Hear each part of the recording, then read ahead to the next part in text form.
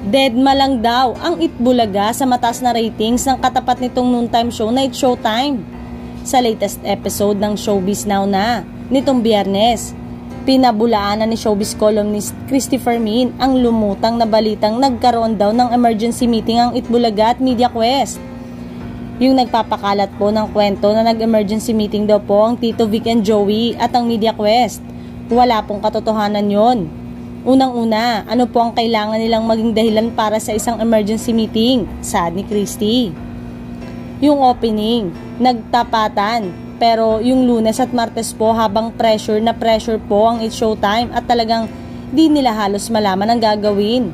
Tape po ang Itbulaga ng Lunes at Martes. Dagdag pa ng showbiz columnist, yung ba ang pressured? Yung tinapat sa inyo nakatape, chillax na chillax, nagugolp ang mga bida. Chillax na chillax ang mga dabarkads. Bukod pa nito, pinabulaanan din ni Christy ang balibalitang nalulugi na umanong Itbulaga. Ito ay matapos ilabas ng Nielsen Philippine Noontime People Ratings ang ratings sa pagitan ng dalawang nabanggit sa noontime show noong Sabado.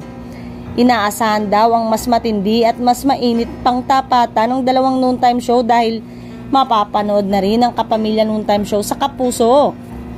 Marami ang nagsasabing tuluyan na raw matatalo ng programa ni na Vice Ganda Ann Curtis at Vong Navarro, ang longest running noontime show sa Asia na pinangungunahan na Tito Soto, Vic Soto at Joey De Leon. Ngunit naniniwala naman ang award-winning veteran columnist at TV radio host na wala nang dapat pang patunayan pang Itbulaga sa It's Showtime.